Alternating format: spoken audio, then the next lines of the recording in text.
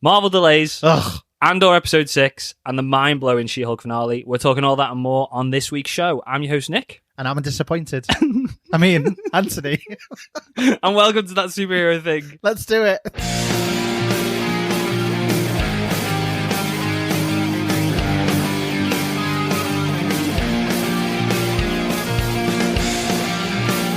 You threw me completely then. I lost it completely. I was like, Who are you? what's going on? I know that these two episodes of things that we've watched this week, some people will have criticisms of, but I have genuinely thoroughly enjoyed Andor and She-Hulk. I don't get the impression you did both of them. Yes and no. Okay, so there's positives. Oh, there's loads of positives. Okay, sound. So this isn't just going to be me defending Andor while No. you bash Andor. No, okay, No, not not we've at not all. talked about what you thought. I asked you what you thought of Andor and you didn't want to tell me. I literally just said I feel like it might be a Save bit it for the show. controversial. Controversial? Yeah. Save it for the show. Yeah. Which is now. So you can tell me. We'll do the housekeeping bits first. So, on this week's show, we're going to give you a rundown of all the week's biggest comic book movie news. We're going to be breaking down Andor episode 6 and the She-Hulk finale, as we said. Finally, we're going to be listening to all your thoughts and theories at the end of the show, like we always do in Pod Fans Assemble. We've got timestamps in the description too, in case you want to skip ahead straight to either the reviews or to Pod Fans. Don't forget, if you enjoy the show, please make sure to follow us on your favourite podcast platform and leave us a rating or review. The more subs and the more reviews we get, the higher we rank in the podcast chart, and the more people will get to find the show.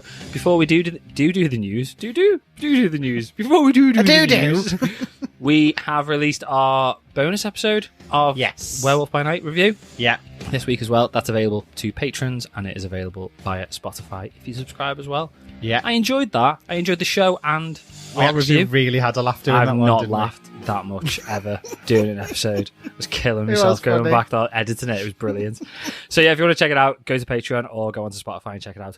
News then. So we'll start with the most surprising news of the week, which again, as always, broke about 2 minutes after we finished recording last week. Sod's law. Because it's just how it works. Yeah. Ezra Miller has been back on the set of The Flash to film pickups. Yeah. This movie's actually happening. That's the biggest shock of the week for me, to be perfectly honest. So the Wrap is reporting that Miller returned for a single day, but it's not reshoots, so it's not to change any elements of story or anything like that. It's just to do like slightly altered shots. Comic book resources are also reporting that post-production is almost complete, and they have just got sound mixing and a few VFX shots to complete. Are you surprised? Yeah. It's not very often things get completely cancelled, although Batgirl did. But I don't know. I'm just really surprised this is coming out. Do we still think Michael Keaton's going to be in this one? Apparently he is, yeah. Just with them cutting it, because a lot of it was with Batgirl as well. I just didn't know whether... I don't know. No, I don't know I don't know either. what's going on. I don't think they know what's going on. No. I think they do now. Actually, I think there's been changes, but I don't get how we're getting Keaton and we're also getting Ben Affleck back. Oh, well, have you heard about the Penguin series? No. Oh, please don't tell me that's tied to DCEU mainstream. Well, it's tied to the Batman. Yeah, okay, that's fine. So it's a 6-episode arc, Okay. and it's Tom Farrell. Tom. Colin Farrell. Colin Farrell. So it's not his little brother, Tom. His cousin, third cousin once removed. That's how Oh, he do got you the know what? job. I've got a really good story here, and I've Pure cocked it up. nepotism. Go on. So Colin Farrell's Yeah. carrying on, and it's literally starting a week after the end of the Batman. So Okay. Gotham's still flooded. Gotham got flooded, apparently didn't it? the first episode starts with Penguin opening his office and a little wade of water kind of hitting his feet. Is there a penguin in it? Like a penguin swimming in the water? Like an actual... Yeah, I'm missing the trick if they don't put a penguin. Or a yellow duck from like Batman Forever. Remember the duck boat? No. It's got to be a duck. How do you forgot know? Have you about seen it? Yeah.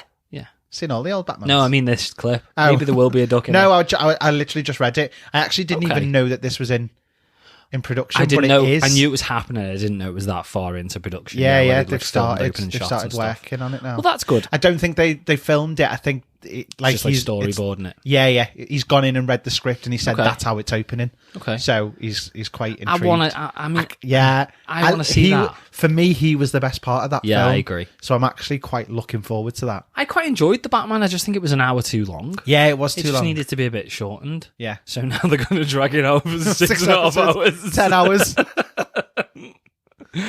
No, anyway, before we wrap on The Flash, do you think, I assume that we're still going to be like, this is the end of Ezra Miller as The Flash? Surely. But then if they're not doing reshoots, I don't know. I don't know. I don't even think they know what's Maybe happening. the screen will just go black and then it'll just go, then he died. Maybe, yeah. Off screen. Post credits is just his funeral and there's no explanation. It's just this is happening. Sticking with DC a little bit, Black Adam is 1 week away. I know. This time next week, that's coming around quick, that. I know, Are you excited? Are you looking forward to it? I am actually. I am quite looking forward to I'm it. cautiously optimistic. That's how I'd put it for me. Okay. Because I want it to be good now. I don't think it's gonna be, but I want it to be good. There is some news about this week.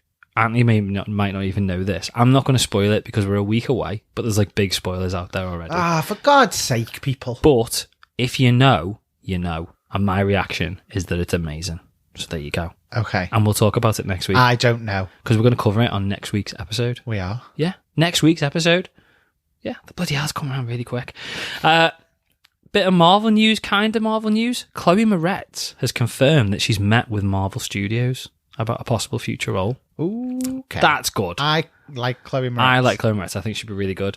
She was speaking with comicbook.com and she said, we've talked a little bit about it. I think for me, I would be interested in playing a villain in Marvel or DC and jumping into the more darker side of the role. She says, though, I love a superhero. I think it'd be really fun too, but I think it's all about finding the one that really matches what you're wanting to get across and the scope of the character. So would you like her in Marvel? I would. Can you think of who you'd want it to be? No. See, I had time but to I'm running collect out of this. people that I know. I know, I was thinking that. I was like, what female superheroes are there? Right, she's 25. But villain, if she wants to be a villain, so I'd give her that. I'm thinking Jean Grey and then Dark Phoenix. Okay. And let her do both. We're going to have to do... I know both Dark Phoenix movies that we've had have been shit. I appreciate that. I love that you knew that's exactly where I was going to go. I know, because that's what I was thought. I thought, ooh, Jean Grey. Ooh, Jean Grey. But yeah, it needs to be done properly. And there's no reason that they can't do it properly. I think that'd be really good. Or... You see, Chloe, she gives me more rogue vibes, though, than... Or what about Black Cat in Spider-Man? Because she could pull off like a really, really young... I don't really know Black Cat, to be honest. Yeah, but she's supposed to be like similar age to Peter Parker, isn't she? Yeah. She's basically Catwoman. Marvel's Catwoman. Okay. Either way, though, I think Chloe Moretz is brilliant. So I'd be really, really happy to see her in the MCU. Yeah. Good actress, good actress. Bit more Marvel news. Daredevil Born Again. Kind of news, but we already knew it, kind of. Yeah. It's definitely a full reboot. So Charlie Cox was speaking to Entertainment Tonight this week. Not tonight, this week. He said, I'm psyched to discover what stories they're going to tell over that long period. Tonally, what it's going to be like, how is it different and how is it the same? He said, Kevin has been very clear about it being season 1, not a season 4. It's a whole new deal. And he said, in a way, it's great that we can potentially tell some of the stories over again in the same way that they do it in the comics. So maybe a little bit of a lighter tone. He was not best pleased with season 2 because of Elektra. I think so. Yeah. I think they're going to redo it. It'd be good to. I mean, there's nothing against the actress who played Elektra.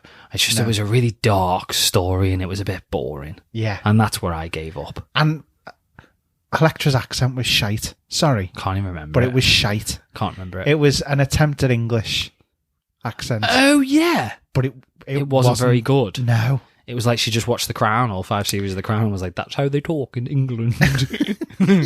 Cup of tea, governor. That sort of thing. Was it? Brilliant. Okay. No, it wasn't. It wasn't that. It was still Americanisms, but it was with the half English accent. Okay. I don't really know how to explain it. It wasn't good. Was that the biggest fault you had with it? Just Elektra's accent? Yeah. No, her acting in general. I just didn't find it very exciting. I can't really remember it too much. I was just a bit bored of her. I just wanted to be a little bit I felt like more... she was pushing on her looks to I feel like we're just satisfy. slighting I'm sorry, but it's just how I felt. Just how it, yeah. Just got to be honest at the end of the day.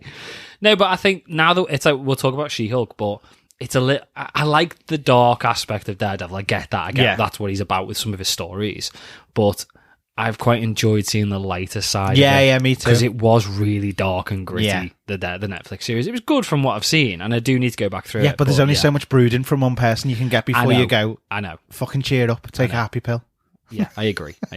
So, as someone who's watched all 3 series and is now apparently a Daredevil expert, what, aka Anthony, because he's the one thing he's ever done research on. Are you excited to see, like, what about like Bullseye? Because people have mentioned them potentially redoing Bullseye properly. I got the impression that Bullseye was quite decent in it. Like, series 3 was good. Do you know who I want to see as Bullseye? Who? Colin Farrell again. No. Let's go variant. Well, Ben Affleck. That'd be brilliant. No, it's not someone that big. It's someone that it could actually potentially be. I can't remember the actor's name, but It's going to be good. He was one of he was one of the bad guys in Lost, and he was also the guy in Lock and Key. I've not seen Lock and Key. Okay, I give up. We'll never know. Are we going to have to do our traditional episodely IMDb search? Yeah, I think we might have to. Fucking hell. Was the guy who played... Go on Lock and Key. Lock and Key. Yeah.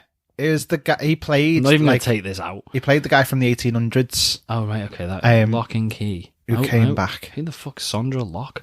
Lock and Key. He's been in all sorts, but he's like... Oh, he was in... what was the... Wild Hogs. That was such a good film. That was such a good film. That's where you pulled it from. I don't know. Who was he? Kevin Durant. Kevin Durant, yeah. Was he a bad guy in Lost? Yeah. I don't remember that. Yeah, he was working with Ben. Don't remember him being in Lost. I know who he is though. He was in he was the big fat dude in X-Men Origins Wolverine. Was he? The Blob. Yeah, he's been okay. in loads. I know.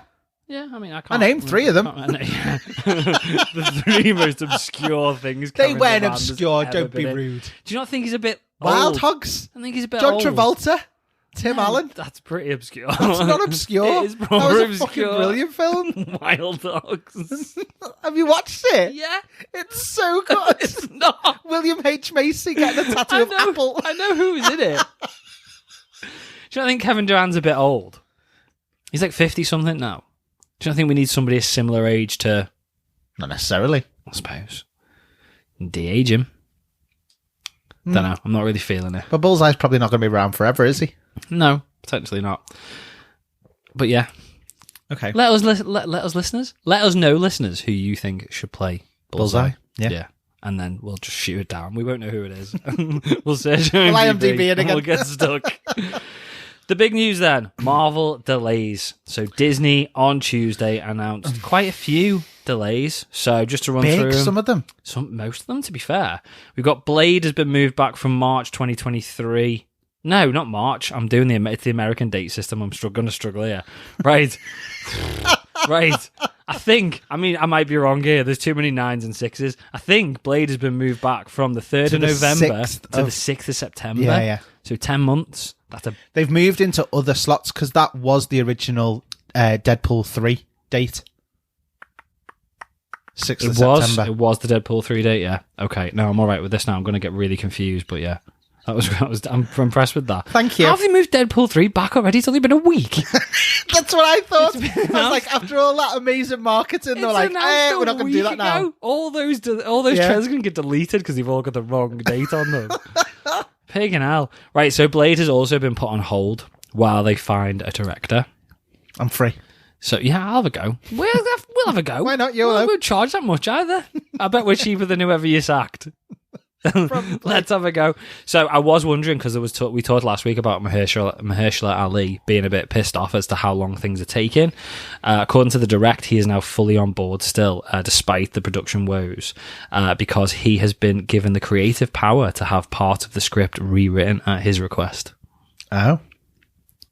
Well, that's positive that he's still on board. Is it good that he's rewritten half the script? I don't know. It just makes me think of Wesley Snipes Blade 2. Oh, no. Or Blade Trinity, when he had everybody calling him Blade on set. And just sat in his Winnebago getting high all day. It's Mr. Blade. It's Mr. Blade.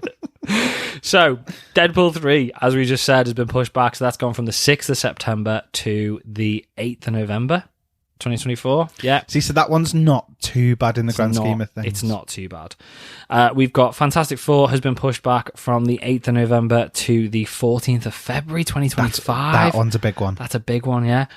We've had the Untitled Marvel project going from the 14th of Feb, from that date to all the way to the 7th of November 2025, which was Secret Wars date, which has been pushed back to the 1st of May 2026. So that means that Secret Wars isn't going to come out 6 months after. No, it's now a month. It's now a year. But I get the impression that they're going to be separate stories anyway. I don't think it's going to. I don't get the impression it's going to be like Infinity War and Endgame. I don't think that's where they're going with it. Okay. But we had a year between Infinity War and Endgame, didn't we? Yeah. I'm sure we had a full that year. nearly fucking killed me. I think we had a year, yeah. So we've done it once. We can do it again. There's also rumours amongst all these date changes from the Cosmic Circus that Spidey 4 has got a date. Yes. For the 12th of July 2024. But that's only 2 weeks apart from Thunderbolts. So and it's only like a couple of months before. Hang on, I'll get there in a minute. Blade. Yeah. I just don't think that's going to be right. Why would they put it smack bang in the middle of those two, like 2 months apart? It's not going to do you any favours for box office. No, that's what I was thinking. It's going to kill Thunderbolts box office completely because it'd be 2 weeks after Thunderbolts. And then if it's anything like No Way Home... do you think people will just go and see both? Yeah, I'm sure they will, but look, No Way Home was out. And I know it's Sony, technically, No Way Home, and I suppose they've got the final say on the dates. But... I think it's more likely that the Untitled Marvel project would be the Spider-Man 4. Yeah. I mean, I don't know whether that can be, because I don't know whether it's technically got to be a Sony date. I don't know. I just can't see them doing it. Look how long they kept No Way Home in the cinema for. They even then did a re-release. They're not going to want Deadpool 3. Yeah. Oh no, Blade, sorry, to eat into that. Yeah. At all. And I also can't imagine that Mahershala Ali and the creative team on board with Blade would be happy releasing their film 2 months after I keep saying No Way Home, after Spider-Man 4. I'm just not buying it. With regards to the delays in general, though, are you okay with it? No, I'm pissed off. I'm a bit annoyed, but I'm okay if it means doing it right. Because we said this, I think, don't know whether it was last week or during the Werewolf by Night review. It all feels a little bit rushed. Feels like we got a new Marvel project like every 2 weeks. I mean, we might do it in 2024, but... That's just because of the TV series, though. Yeah. Like, I am missing the movies at the moment. I'm missing the movies. I know it's not been long since we've had one, because we got Doctor Strange 2. Yeah. But, I don't know, it just... There's rumours doing the rounds that since Werewolf by Night and how well that did... This is all the result of just like a change of tact from Marvel. So we might be trying, not completely scrapping the series, but really, really cutting down on the series and having the one shots, these special presentations. There's a lot of talk out there that Agatha Coven of Chaos has been changed from a series to a one-off, which again I feel I could kind of be okay with. Don't think I need 9 episodes of it. If it's just to sort of move her story on and get her out of Westview. Was it Westview? Yeah. No. Yeah. Westview. Yeah. Okay. But yeah, I was thinking, isn't that the Baptist church? That's Westboro. Totally different place. Although to be fair, it's probably very similar in a way. Brainwashing and all that shit. It's probably very similar. I don't know. I trust Kevin, K-E-V-I-N. I trust K-E-V-I-N. But yeah, I don't know. Do you think it's all because of Blade? I don't know. Because maybe the story wouldn't make sense if Blade doesn't go first with the way they want to do it, so they pushed everything back. I think that's the case. Could be, couldn't it? Yeah. I don't know. I don't know how I feel about it. I'm okay with it, but I'm disappointed. But I'm okay with it if it means doing everything right. I think for me, it's the annoyance of releasing a date to then just change it. Yeah. Like, if you tell us a bit closer to the time. No, I know what you mean. Like, I know what you mean. Don't promise us something and then move it, because that's just annoying. I know. Like, I'd rather you just waited a little bit till closer to the time to release the information, and then it stays there. Do you know what I mean? Yes, yeah. It feels like they've rushed. Like, out I get that there was excitement about what was coming and stuff like that. You know, we could have just had the titles, and that was it. We didn't have to have dates. No, we didn't need dates confirmed. And that's the thing where it just annoys me. I just don't like. I don't like things being late. I know, it was so good. SDCC, like all those announcements, all those dates. The same with D23. Yeah. And for what now? It's all, not all of it, fair play. It's only like 4 or 5 projects. But it's a good chunk. It's a decent chunk of them, yeah. Yeah. And to be fair, they're some of the only, not a lot of things that were announced actually had dates on them. Yeah, yeah. So this is like most of the things that actually were dated and now been pushed back. I don't know. I trust that they're doing it for a decent reason. Yeah, I trust that they're doing it for the right reason, but at the same time, it's pissed you off. It's a bit of a Marvel cock tease, is what it is. No, it is, though. It is, I suppose, yeah. It'll all happen. Yeah. I'm not convinced that with all of it. I'm still not convinced on Blade. I'll be really honest. I'm not convinced it's going to happen at all. I still prefer your Werewolf by Night prediction. What was... Subscribe to the bonus episode if you want to find out what it was. Or go on YouTube, because it's on there. Well, it is. YouTube clips. YouTube shorts. Marketing, Anthony. Marketing. If you've not checked them out... My marketer was getting them to pay. Go to the YouTube channel. Go to the YouTube channel. Check it out. Anyway, that's us for news. Shall we start with Andor? Let's start with Andor. The fun one for Anthony. Right. Before we break it down, because I've got a lot to say about this as well, mostly positive. What did you think in general? Go on, what's your criticisms of it? It just wasn't very big. What wasn't very big? I just didn't think it was very big. What? It wasn't spectacular. I think completely the opposite. No. I really, really enjoyed it. I mean, there was a lot more action. I was like, okay, it's going somewhere, and then... It's not a season finale, though. No, I know it's not a season finale, but I just thought with the amount of build-up through story and stuff, I thought there was just going to be a little bit more to it. I get that. But I thought... That's literally... That's my entire reason for my criticism. That's the only criticism. It's just there. It just didn't feel quite big enough for how long they've made me wait for it. No, I know what you mean. I get what you mean. It's not a bad thing. Like, I didn't think the episode was bad. No. I just was expecting that little bit more for my patience. It was only 2 and episodes. lack of understanding. And complete lack of understanding. That's all it was. And he was waiting for a massive payoff. And it just never happened. It just never happened. I mean, it was decent. I thought it was good. So it was all about it. Apart from the very final 5 minutes of the episode, we didn't get anything other than Cassian and the rebels on Aldhani, basically, did we? And I agree, it was probably a little bit slow at the start of the episode, but I was kind of okay with it because it was the plan that we'd heard about for the previous couple of episodes all falling into place. Yeah. A little bit of a criticism I've got, and I know it's a criticism that you've already said, and a few of the listeners have said in Podfans Assemble as well. I'm not sure I'm completely on board with this. 2 episodes of dialogue and then an action episode that wraps up that story. Because this does feel now like our little story that we've been following for the last 2 episodes is wrapped up. I've got no idea how we're going to get from the end of this episode to Rogue One now, because he's left.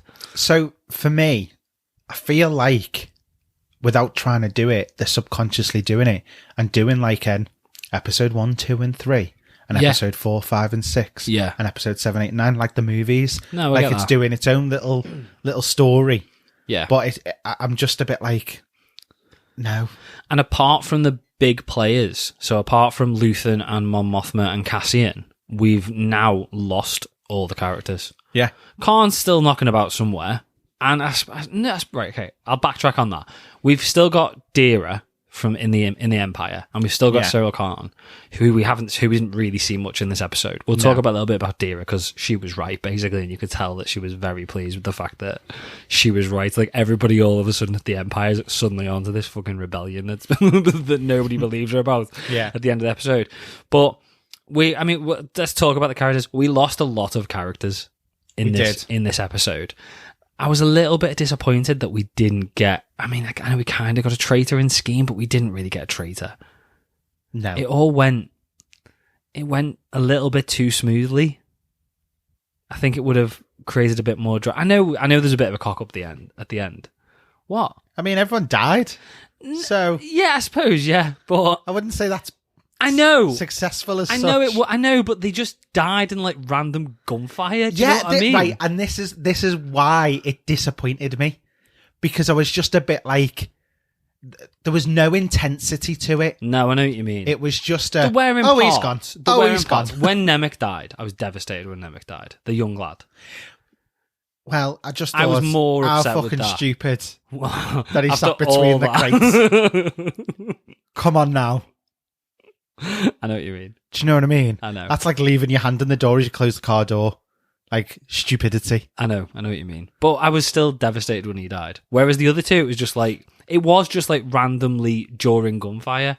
So the Lieutenant Gorn who was there, the guy who used to be a stormtrooper who was like leading the way. That. I liked that it was then at the beginning of the episode, they were like, he used to be a stormtrooper. Yeah, and I was like, decent. okay. Yeah. And that's where I was kind of like, But we starting to get didn't into it a bit build more. on that No, character not then. at all. And then he died. But also, how did he... What, if he used to be a stormtrooper, why was Cassian in the previous episode telling him how to act like a stormtrooper and hold your gun this way and that way? Because he's a stormtrooper. He doesn't know how to hold his fucking gun. Excellent point. Excellent point. I like the fact that with this, I know we're jumping all over the place, but it's sort of it. I know this is about the birth of the rebellion, and I know Rogue One was supposed to be that, but this is the. I see Rogue One now. This is the rumblings before the big event of this is the rebellion is here. Rogue One was the first act of the rebellion. Yeah. This is how the rebellion was created. Yeah. And I am enjoying it for that. But I'm enjoying it because you're also seeing, not the creation of the Empire, because we saw that in episode 3, but we're seeing how the Empire in this, which we've never seen before, has gone from Emperor Palpatine at the end of episode 3 saying, I'm going to create this galactic empire, to this complete tyranny. We're seeing them slowly start to take over. Yeah. Like in episode 1, when you've got like the company that Khan's working for running all the security, they cock up so bad that the Empire have to come in. Yeah. But even on the planet with Aldani, it's like the commandant who they end up taking hostage, he's saying to the other dude who's come to visit, he's saying, well, we let them come up. They come up here to view the eye every 3 years. And what we do is we want to sort of limit how many people come up. So we put pubs every 5 minutes on the way, so that with loads of cheap local drink, so that the 500 who start working their way up the hill turns into 60 by the time they get to the top, because we don't really want them there. And then they're going on about saying like, next time they won't be coming. That's it. This is the last time I'm going to let them come up. But don't worry, they'll still get to see it when they're working for us, because we're basically going to treat them all as slaves. And I like, not that I like the slavery, but I like the fact that we're seeing how they are going from the selling the galactic empire to everybody at the end of episode 3 to them to everybody hating the empire and working for them. So I think it's the idea behind the show I'm really enjoying. And I really enjoyed this episode, but I kind of get your criticism at the same time. And I don't like the fact that it does seem like loads of different stories. Yeah. Especially because before this came out, what's his face? Diego Luna, at D23, I think it was, basically said this whole Series 1 and Series 2 is one long 24-hour movie. Well, it's not. It's not. We've had 2 3-hour movies so far, completely separate from each other. Yeah. And it's not necessarily the worst thing ever. No. But it's not. It's like with She-Hulk. It's been a not sequel, because the only us. link really has been Cassian. I know, and Luthen and Mom, who's barely in either of any of the episodes, and Mon Mothma, who just seems to randomly pop up for a couple of minutes and not really have anything to do with the story, other than the fact that we know she's somehow part of the rebellion. Yeah. So I get the general idea of it, why people are criticizing it. For what we actually got as an episode, though, I really enjoyed it. Yeah. I think the payoff was there from the previous 3 episodes. Yeah. Or the previous 2. I get you saying that it wasn't big enough. Can I tell you something funny? What? You know when they went to start looting all their money? Yes. Didn't realise that was the money. What did you think it was? That's just a mechanism that would open up to a room. And then I was like, oh, those are just reels of coins. They are just reels of coins. I was like, oh. When the thing snapped, I was like, oh, haha, didn't work. Yeah. And here's the thing that's cocking up. And they were like, no, that's it. Go. That's the money. Get it. I was like, oh, yeah. Oh. Is it not a bit bonkers that this is the Galactic Empire? Right, yeah. They've got lightsabers and spaceships, and they this pay is the everybody thing. cash in hand. This is the thing. And then he was like, "You'll never get it open."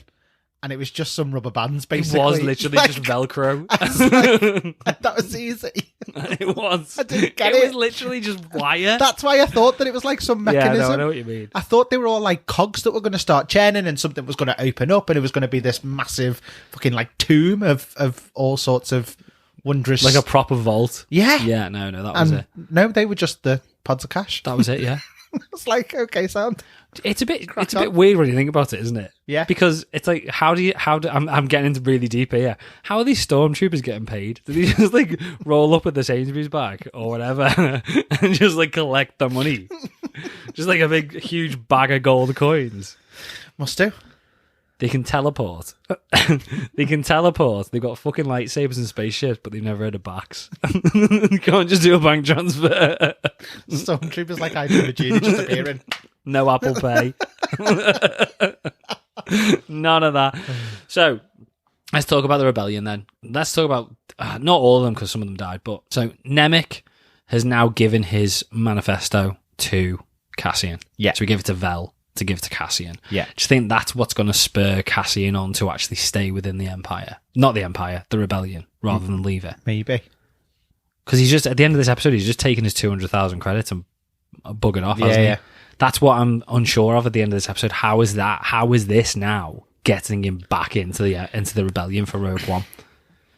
So I think it's going to revolve around his sister. Yeah. I think Luthen's it's saying, I know where your sister is. I think it's either going to be that he says he knows where she is. Yeah. I still think he's just out for his own and might be a little... I think he's going to tell her he knows where she is to make Cassian think she's trapped, but then we're going to find out she's... Yeah. I still think she's going to be. Yeah, she's got to be, hasn't she? But it wouldn't surprise me if she wasn't. It wouldn't surprise me if we just never heard about that element of the story again. You say Cass is still completely out for himself. He's not, though, is No, he? Luthen. Oh, Luthen. Sorry, Luthen was out for himself, so yeah. he would tell Cassian that... Yeah, but I don't think Luthen's completely out for himself. I think Luthen is big on the Empire. I think I keep saying Empire, the rebellion. I think he is, but I do think he's out for himself as well. I think he's going to end up wanting to a selfish rebel. Yeah, right. Okay, for his To get- own power, yeah. or for a vendetta, not or necessarily revenge. for yeah. I think he's just like, he doesn't mind sparing a few bodies if it means that. Yeah, I know what you mean. Do you know what I mean? Yeah, and he makes it seem like it's some heroic thing, but actually he's like, I just want what I want from this. No, I get what you mean. So come back to Cassian then. I'm saying, like, I don't see how Cassian's going to link back to the Empire, to the freaking hell, not the Empire, the Rebellion. Keep saying the Empire, but I suppose when you think about it, he had the opportunity to not try and save Nemec. Yeah, and he was the one who made the decision. So Scheme was sitting there saying, we need to take him to this doctor. Yeah. And Vel's saying, no, just carry on with the mission. And he's the one who said, Cass made the decision to take him to the doctor. Yeah. At the risk of A, getting killed, or not getting his 200,000 credits. Yeah. Is that the doctor we've seen before, by the way? I in don't one of the know. films?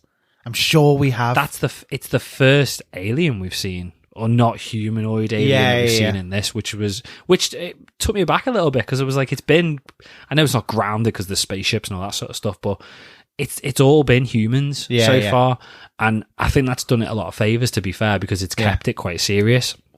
But yeah, that was the first alien we got there. Talk about Skeen then. I didn't see him being the traitor. No, I didn't. I think he'd done enough in the last But episode. I feel like it to win me escalated over. very quickly. Yeah, it did. And it was, just... I didn't... Let's split and keep it between... So much Dead. so that I thought Scheme was testing Cassian. I thought he was testing him at first. Yeah, I see thought whether he'd this go is for it, all and then for be Cass like, to see whether he's part of the rebellion. I can now show your true colours. Yeah, but he You're wasn't. a dickhead, get away. Yeah, but he wasn't. And No, he said, totally. Cassian says to him, like, what about your brother? And he's like, I've got a brother. That was all just bullshit. For what purpose? I don't really know. No. That's another thing that didn't really make sense. For the 40 mil. No, but why did he even tell Cassian about his brother in the last episode? Because it seemed more like, was it just to get Cassian on side? Maybe.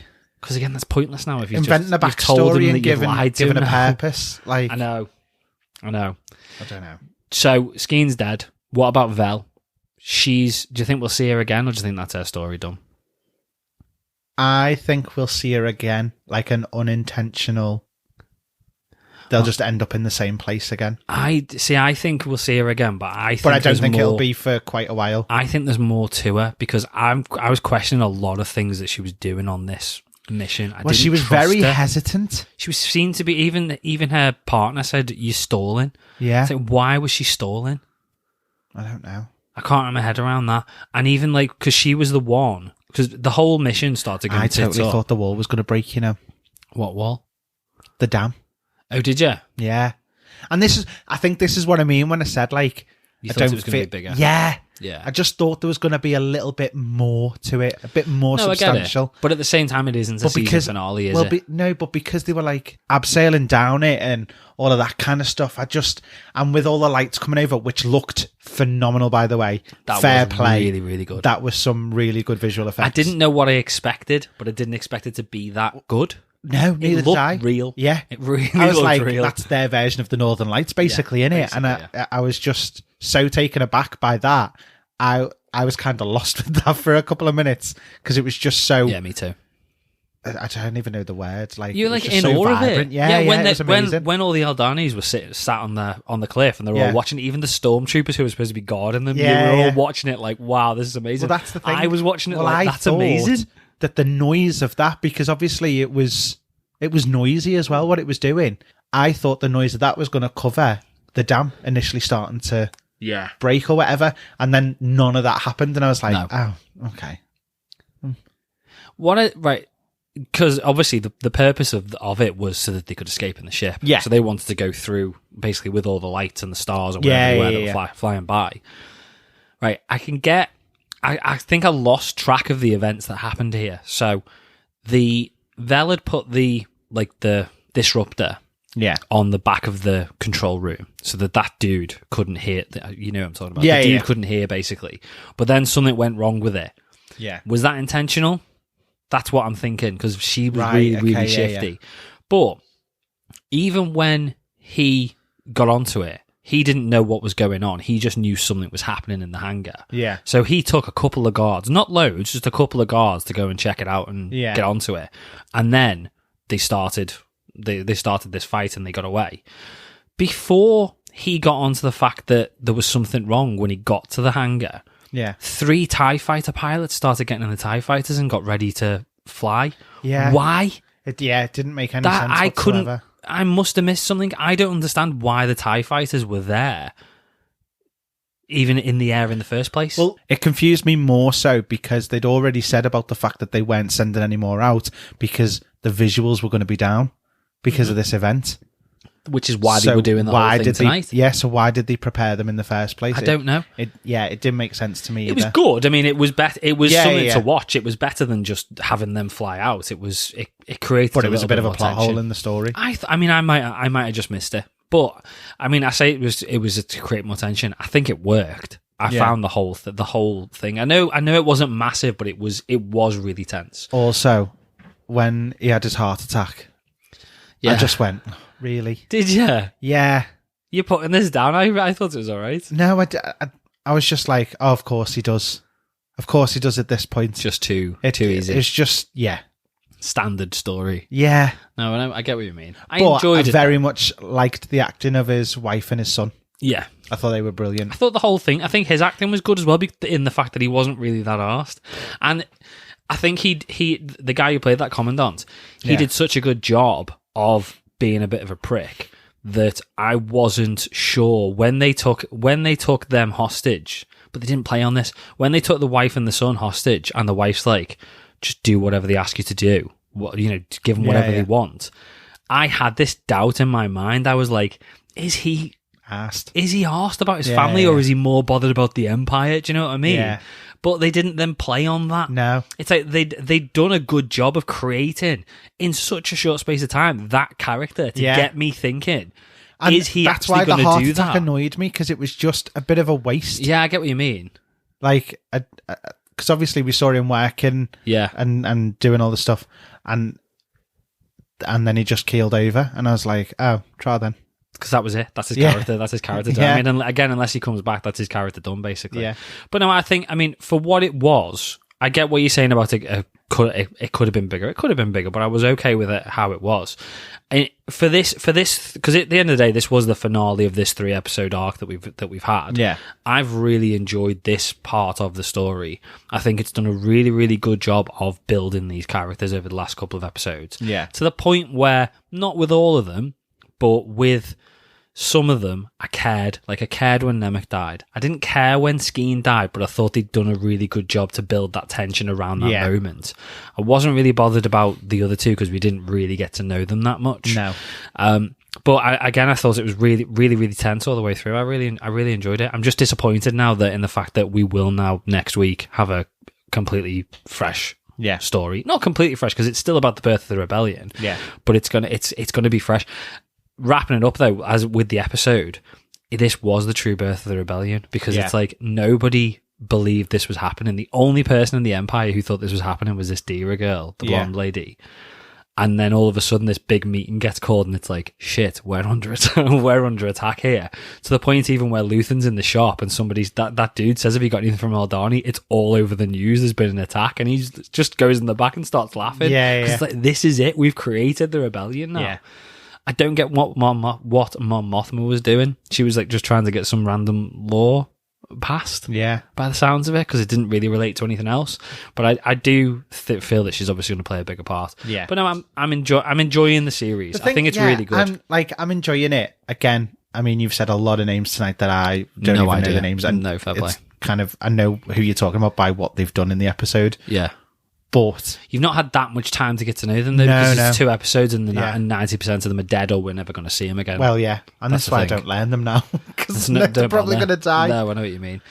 But yeah, I am enjoying it. Like as I say, I just felt like for the fact that we spent so long on kind of the talking political planning movement type thing. Yeah, I just thought we'd get a little bit more when it came to the actual event. Yeah. No, I get what you mean. It wasn't bad, and I'm not like dissing it or anything. There were just some bits where I thought it just could have been tweaked and just made that little bit better. I think it's just too long.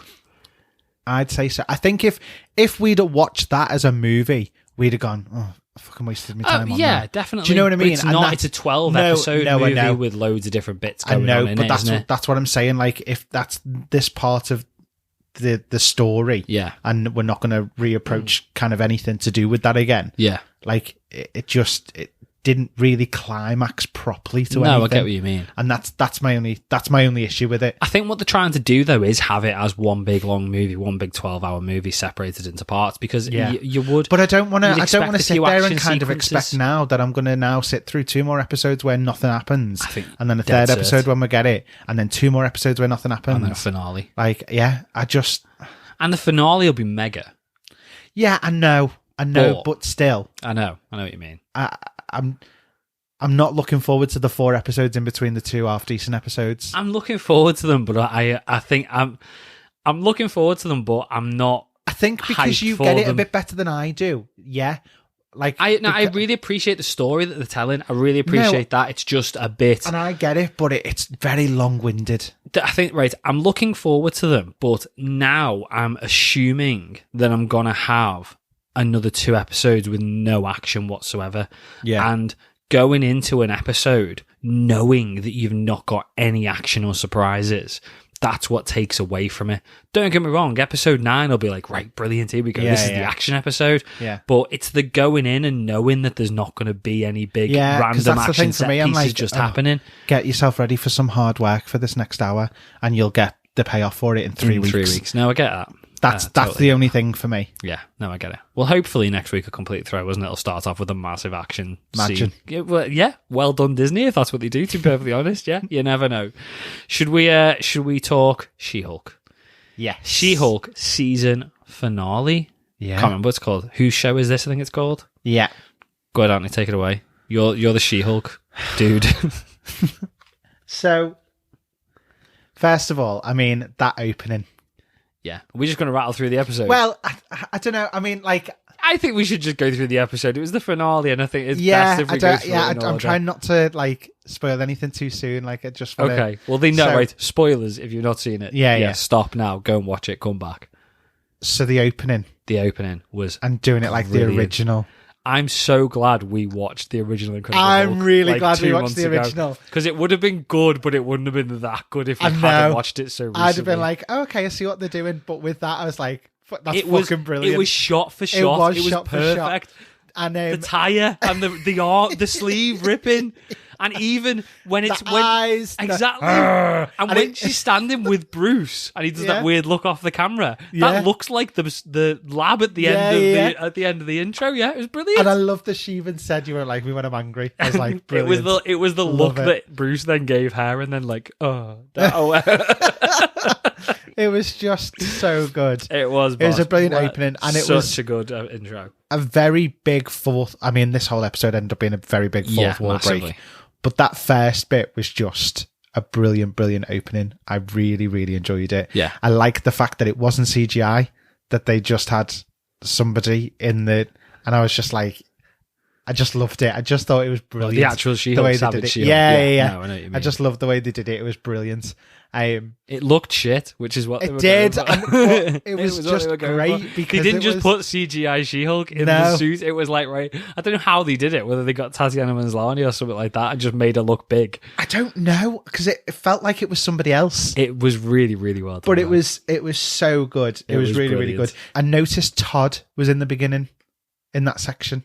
Did you notice Yes. that? Yeah. When she was like, Having when he dinner. was talking about her like social and personal life. Yes, And yeah. she was on a date. It was Todd It was that she was Todd. on the date Yeah, with. yeah. And I was like, I have to pick him. And then And then we know. we know later why. on. I have actually made a couple of notes And on he's this got one. notes? I know, because Wow. so much happened in this episode and I knew I wasn't going to retain it. So I was just like, I've watched it twice today. I'm not going to lie Have to you really? Yeah, I I've haven't watched it twice. again. I might watch it again Um, tonight.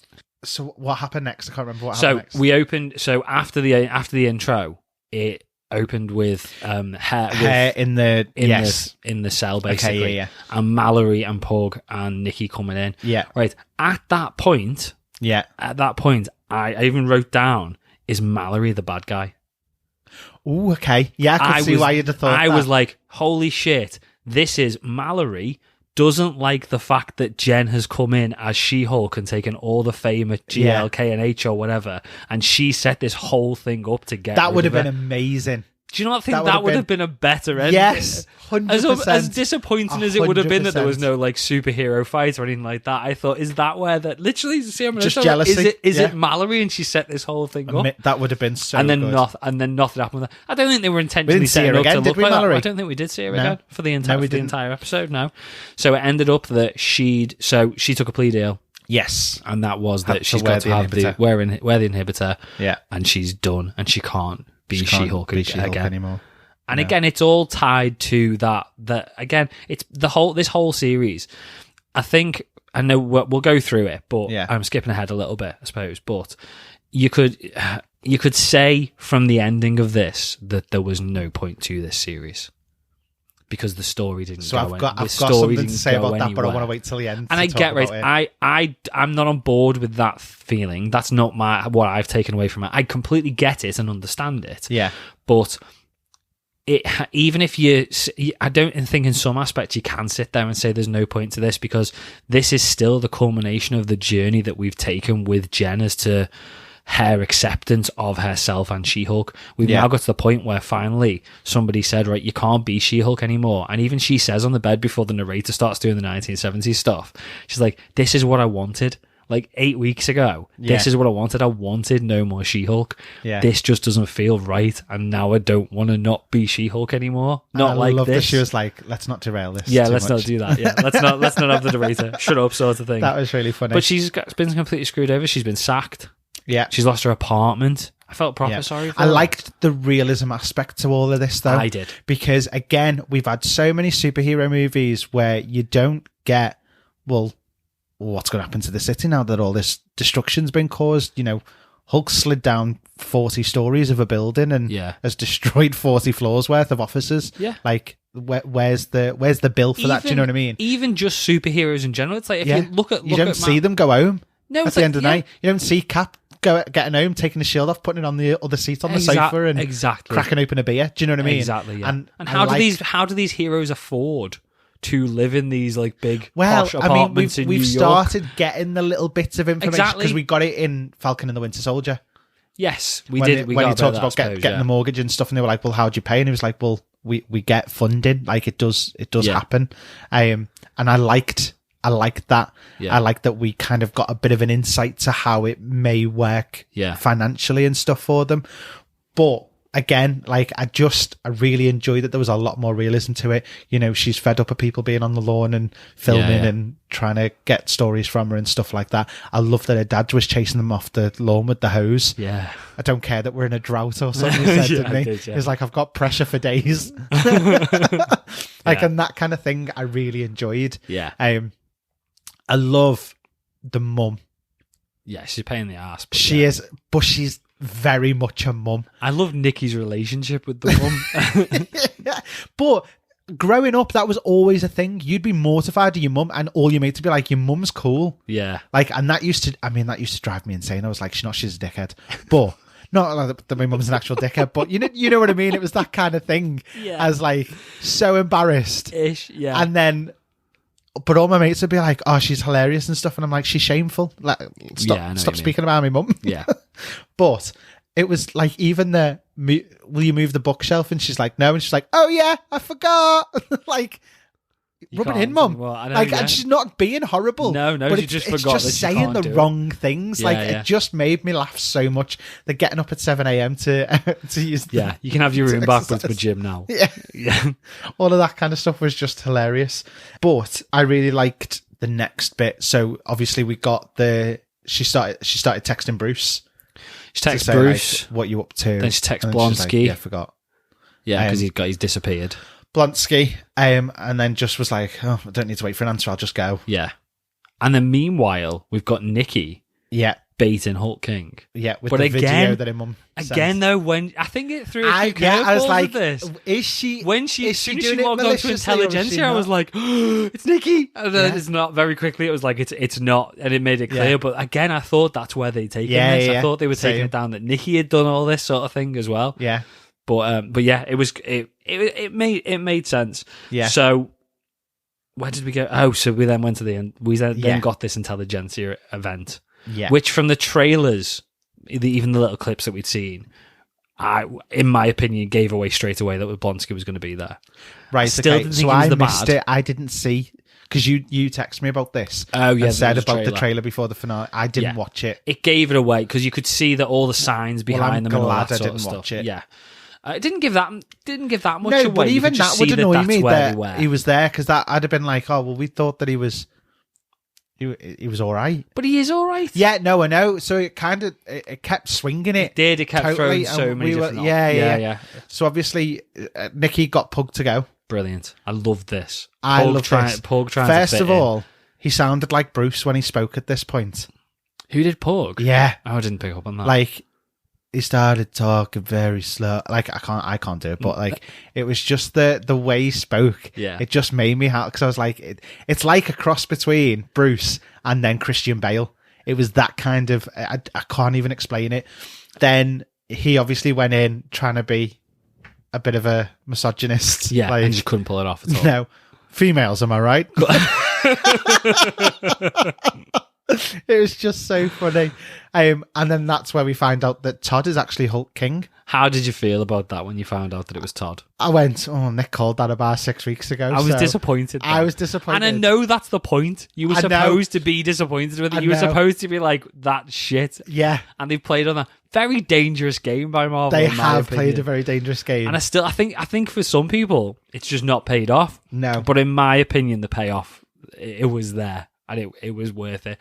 But Todd being Hulk King, and then when they then brought out Blonsky, yeah, I was devastated. I was really upset. I was like, I can't believe after all this, Yeah. Blonsky's ended up being a bad guy. Yeah. So when it then very quickly turned to he's not a bad guy, It's just a public event and he's making money. He's got no. I don't even think he knew who they were. It was just like, I've been paid to do a speaking event, and that's it, pretty much. And I was kind of like, again, it was all seemed a bit silly. Yeah. But I was good with it. I was okay with the fact that it was happening. And then where do we go from there? So what happened then was obviously Nikki got cut off from Pug. Yeah. So she then runs over because she can't trust him. Yes. She was like, "Oh, he'll be fine." Oh, fuck it, no, run. All the Go and get him. conversations that he was having, though. Meanwhile, we then get Jen turn up at the retreat, and she speaks to the guy that tried to beat was in her the up wrecking crew. Yeah. And he says, "Oh, he's down having some meeting." Yes. So she then goes. So she goes there. So and what she we comes end in. up getting is Jen pretty much turning up at the same time as Nikki. Yes. Jen seeing Emil as Abomination, and then with intelligentsia. She doesn't even pay attention to intelligentsia. She's just like, You've broke my trust. Broke your patrol and you've broke my trust. Like, why are you doing this? Yeah. But then Nikki comes, and then obviously Nikki and Pug shout to Jen, this is intelligentsia, and this is Todd, and blah, blah, blah. And then Todd turns melodramatic and is like, it was all my plan. Yeah. And then he takes the serum in front of everybody and hulks out like a bro. Like a bro, yeah. Come on, me bro. Yeah. Which, that whole thing made me cringe, I've got to admit. That was the point. Yes, no, I know. That was 100% the point behind it. As soon as we got to the next bit, I understood that. Okay. Yeah. So he did all of that. Then Bruce? Tatiana first. Titania. Fuck! I keep Was doing Titania first? Titania first. Broke through the wall, turns up, and Jen's like, "Are we really doing this to the camera?" Makes no sense. And then Bruce comes in and is like, "Get off my cousin." Yeah. But to be fair, get off my cousin, because when Todd had hulked out, Abomination got and picked Jen up to protect her. So I from understood Todd. why he then thought, and obviously we kind of started getting a bit of a fight with Bruce and Abomination. Look at the size difference now, because he was half Bruce, half Hulk. Yeah, it just shows how much of a difference it's made. Yeah. And then it's just chaos, absolute chaos. And I admit, right at that point, I was like, "What? This is not great." Yeah, but they've played and again. And do you know what though? I'd have understood everything except Titania. Yeah, I didn't understand Titania. I don't think I'd understand Titania, but also it was a bit ridiculous that Bruce hasn't been there for friggin' since episode 2, and then all of a sudden he just comes crashing through the ceiling. But then we had Boba Fett, where 2 fighter jets turned up at the perfect moment to save everybody's lives. We did, yeah. So. Yeah, but that wasn't good. We criticised. We ripped it apart. But that's what I mean. But it is a used tactic quite a lot. There's no explanation. They just turn up at the perfect time. Yeah.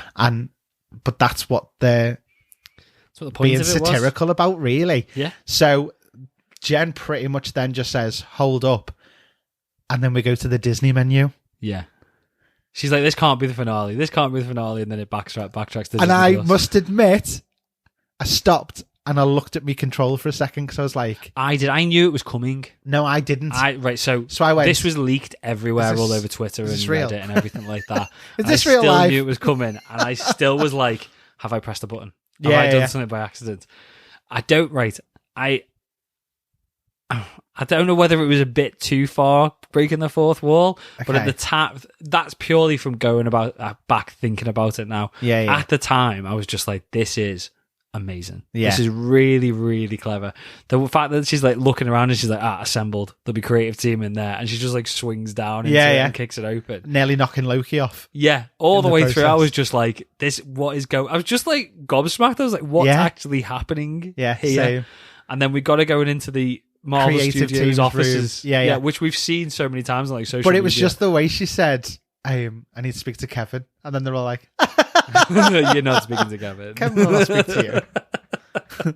and then one of them's like, I would murder you. Kevin. And I was like, Jesus Christ. So it was funny. It was. Then we got a very overdramatic security guard beating. Yeah. Like, we made her sign an NDA before. Yeah. And it was very clever getting her to sign the whole getting her to sign the NDA thing. Yeah. I thought that was really I love that we got kind of the Iron Man suits in the background, the Infinity Gauntlet was there. It's just Marvel. It's just Marvel. Head office, basically. And I love that. But I must admit that last security guard that she's fighting and he's doing that. Oh no, I didn't even notice it. I did. And I was like, oh my God, mate, you're an extra. Chill no, he's out. not. He's blatantly one of the security at Marvel. He's like, I get to be in a show. Yeah. That's blatantly what it Everyone's is. like, Overacting. Bob, happy anniversary. You could be in the episode. Yay. Been with us for 15 years. Well done. But then she walks into this massive room with loads of clips of different Marvel films all on the wall. Yeah. And then we get Kevin. I was a bit disappointed that it wasn't Kevin Feige. And when I say a bit, can I just tell you where I went? Very disappointed that it wasn't Feige. When that came down. Yeah. The robot. Yeah. Kevin.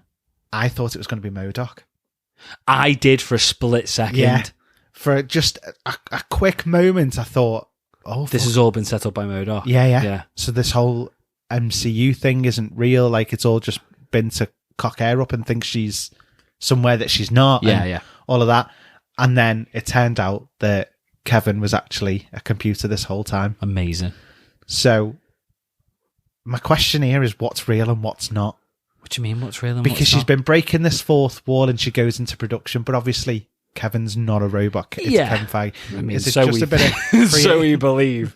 Is it just a bit of a creative difference for that? Is it still that she's self-aware? No, I think the whole point, the whole thing I see it is that she's completely aware that she's in the TV show and all that sort of stuff, and they just didn't want to get Kevin Feige in. Yeah, because Kevin Feige, as much as I think he's brilliant, couldn't act. No, to do that part. Basically, no. It would have just, as much as I wanted to see him, I really was. I was a bit like, I really want it, but I don't want it because I don't want him to be shit at acting. Wouldn't it have been really funny if it had come down and it had a Kevin Feige mask on?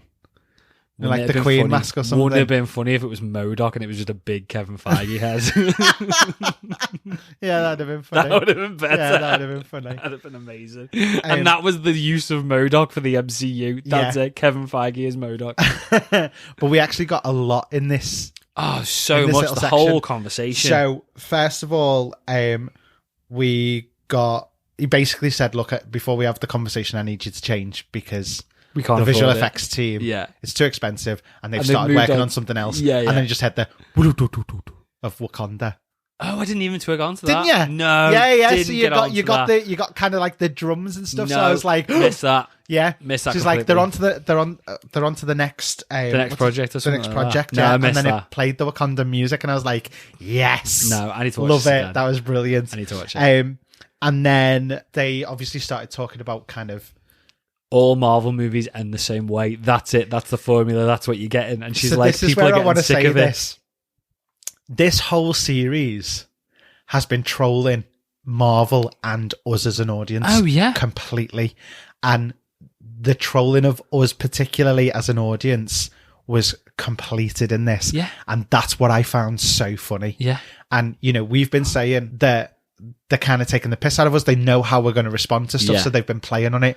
And this was like, in a jovial way, a giant one finger at us. It was, yeah. And I kind of loved it for that reason. But it was also a dig at themselves as well. Yes. Because they got it. And it's the whole thing of, we do take this seriously in the sense of we want to produce good films for you to enjoy and be entertained by. Yeah. But we also need you to remember that we are self-aware. We know that it's all just a bit of fun. Yeah. And it's all entertainment purposes. So let's chill out a little bit. Do you think it's also a message that they're maybe going to try and start changing things up a little bit? Maybe. Because he says, Kevin says, don't argue. All Marvel movies end the same way. All the finales are the same. Some are better than others, but that's up to the internet to decide, he says. Yeah, and it's and then she's like, well, they don't have to all end this way. And it's as if he kind of goes, oh, okay, maybe we don't have to do every single Marvel. Well, I actually thought she was going to fry the motherboard of him. I thought she was just going to kill him, basically. Yeah, not on purpose. I just thought that it was going to be like a cannot compute. Yeah. And he just kind of fries because he can't get his head round the idea that it can be different. Yeah. And I just thought that would have been quite funny because it had shut down Marvel in a way. Yeah. And everyone had been like, oh, what's going to happen next? What's going to happen now? Do you know what I mean? So I kind of thought it was going to go that way and it didn't. But I was okay with it. No.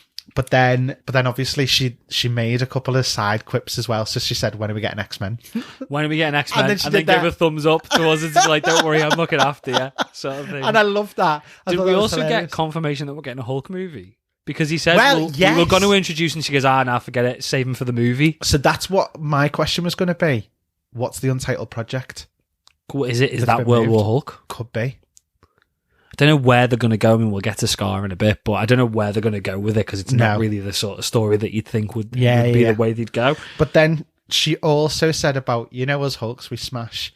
Hulk smashes buildings, things. fourth I walls. smash bad endings. And sometimes Matt Murdock. Yeah. And I was like, get in. I loved it. It was funny. And it's that tongue-in-cheek thing again because they knew they were going to get the response that they got about Matt Murdock and about the sex scene and stuff like that. And I just loved it. It's kind of like another one-up on us. And the whole thing made me laugh. But it also confused the shit out of me. It didn't confuse me. I just thought it was very... Well, it felt all a bit pointless. So first of all, my thing is, where can she go from here? That because she's walked the studios of Marvel, and it takes you out to a certain point. How can she then be put into any other film or series and that work? Deadpool works because the film has been separate from everything else. I suppose, yeah. How are we gonna introduce two characters that can break the fourth wall without it affecting? Yeah, I agree. Characters. It's going to completely take any sense of tension away. Yeah. Because if Jen's there... Yeah. If it'd be like Jen being there in Infinity War at the very end when everybody starts getting snapped away. Yeah. And Jen going, whoa, pause, coming out, speaking to Feige and going, fix that, don't kill everybody. And it's like the tensions just disappeared straight away. So for me... that's my only concern with it. Yeah, is how is her character going to fit into any other projects that they've got that they're putting her into? Well, they do say, because she says that he mentioned something about the big screen, and she goes, "What am I going to be on the big screen?" He says, "No, you're going to be in TV. You're just for the TV series or something like that." So are they going to keep her sort of not use? But then with him not being the real Kevin. Is that going to be? I don't know, but also you could say the same with like how's Deadpool going to fit into it? Because you are quite right. I didn't even think of it, but Deadpool and Jen are going to take away any sense of tension or seriousness from anything. And I know obviously Daredevil Born Again isn't going to be. Oh, do you know what? Take away Daredevil Born Again. There's loads of rumors that Jen is going to be in Captain America 4. Yeah, that I want and expect a dark, gritty, sort of Winter Soldier vibe type movie with that, and I think that's what people want. Yeah, and as soon as you drop Jen into it, it's gone, isn't it? Yeah, it's just completely taken away. I think there's only certain areas that she's going to be able to work well in. Yeah, and I think that's where that decision needs to be right. But tonally, they've changed everything. It's like Wong was not a super serious character, but he was a relatively serious character, and now they've just turned him into as much as he's great, he is a bit of a running joke now. Do you know what I mean? Yeah. But yeah, I don't know. So we also, I forgot to mention because he said, but we were also going to introduce, and then she's like, save it for the movie and stuff. But then we got it anyway. We got at the Scar end, anyway, and that did shock me that we got it still. Me too. So I was kind of like, oh my God, here we go. Do we know who that was, by the way? Scar, it's his son. No. Sorry, I meant the actor. No, I don't know. Okay, I didn't know whether it was someone that we might have... But I was saying this on the Discord before, I don't like the look of him, because there's like a better picture out there, like a really good picture of him out there now, and I don't like the look of that they're going with for the Hulks. Just looks like it's too human. I thought this when Blonsky was Abomination on stage. The whole face, it was just Tim Roth's face on a monster's body. Yeah. And this Scar just looked like Channing Tatum.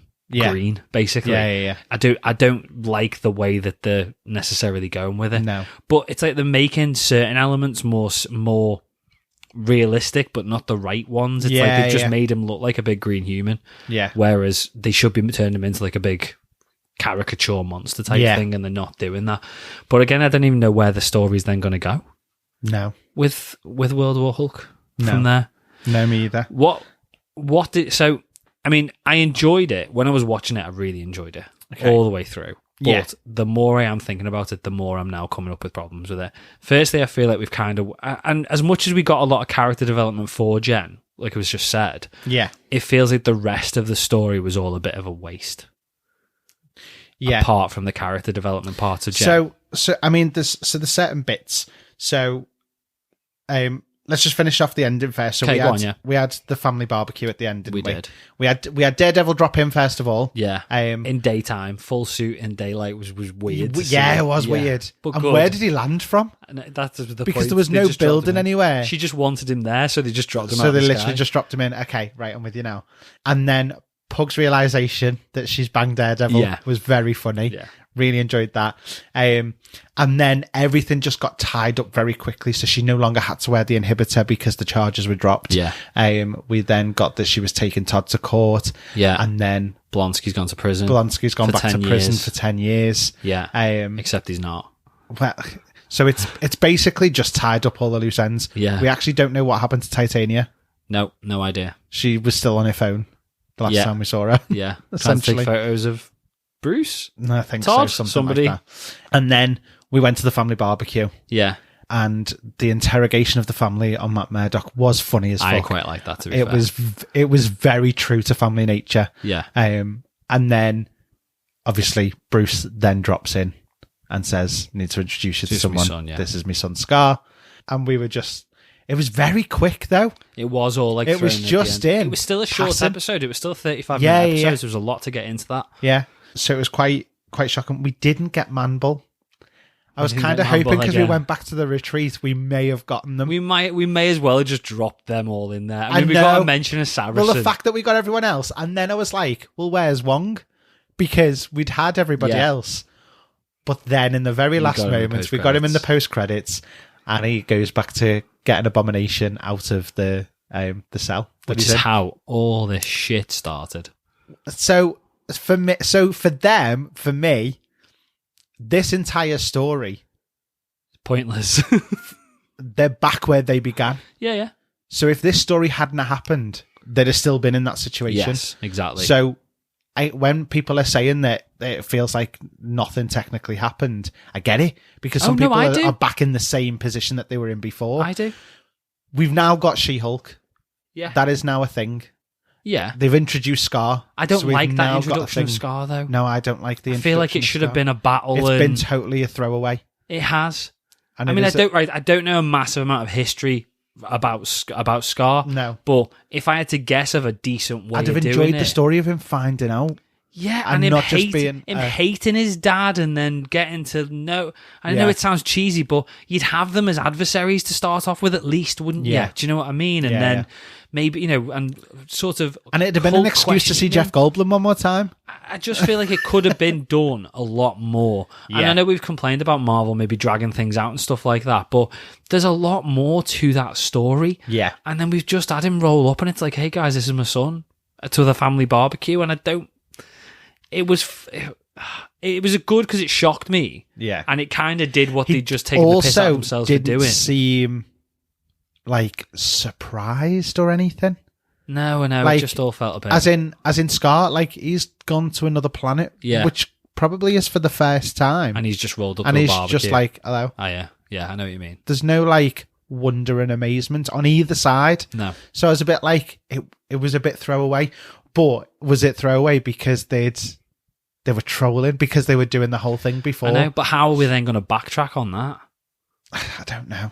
Because I feel like I just feel like we've just skipped a potentially really, really good story arc. Do you think that we might get a before and after? Don't know. We could get World War Hulk. The whole thing is him on the where he's been, sort of thing. Yeah, but yeah. I don't know. Do you want that now? Because you know what the ending is. But and that's why I don't think it's going to be just a let's backtrack and go back to that. I think it'll be the story now. Yeah, but there'll be flashbacks to what happened at the time. I know we've been through the story, but I feel like I've progressed in my thoughts since we've been talking about it. I really enjoyed it watching it, like really, really enjoyed it. Yeah, and all the way through because it was so different. It was, and I could get all the way through. I was like, I can see why people won't like this. I can tell people not liking this, but I was like, I'm not bothered. I really enjoyed it. Yeah, and I stand by that. I still really enjoyed the episode. Yeah, but I've come away from it now more concerned about what it's going to do to the MCU. Yeah, just in general. Yeah. Do you think it's going to do anything? I don't know. I'm a little bit worried. Oh, yeah. Yeah. I'm not. it's put.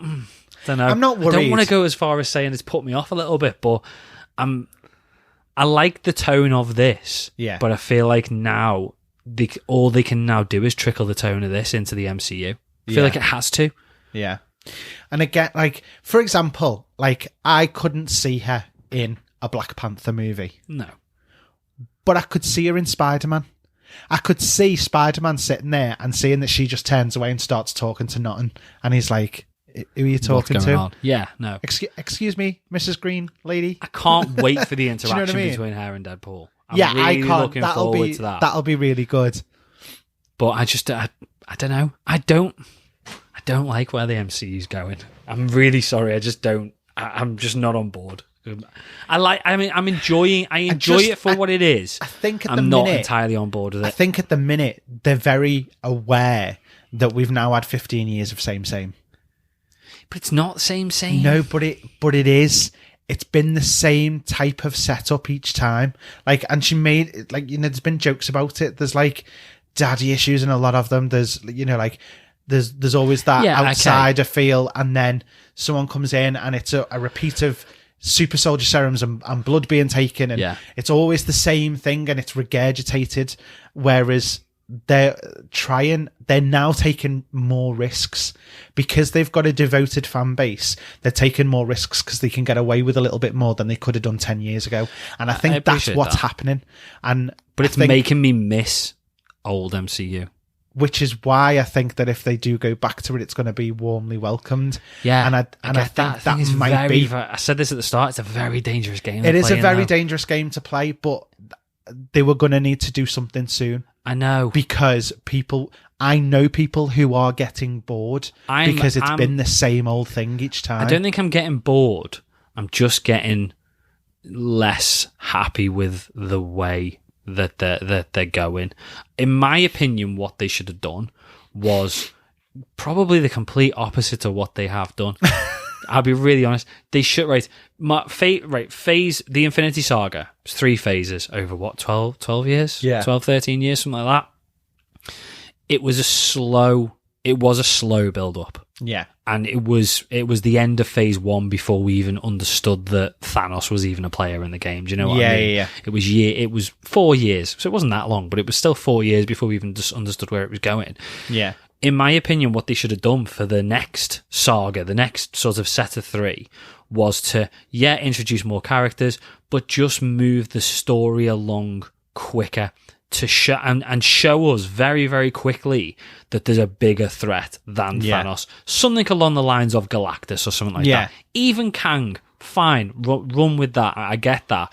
But move the story along quicker to get to that. Yeah. And I think that you would have been all right then with a bit of the same, because you can see where the story's going. And it's not like what we've just sat with Andor, where we've got to have 2 episodes and nothing. So it's not like, right, guys, we're into the next phase, into the next saga now. You've got 4 years of not having a frigging clue what's going on and introducing characters. We should have just been introduced to the bigger bad sooner. Yeah. Whereas what's actually happened is, Disney have gone, we can drag this out for fucking 15 years here and we'll just make it go really, really slow and make as much money as possible, and we'll get TV shows in and we can charge people for $7.99 for Disney Plus because they'll need to get it to watch this. Yeah. And I feel like it's the cash cow and they're dragging it out. Yeah. And I don't feel now, or I'm doubting now, not that I'm naive to it. I understand it's a business. Yeah.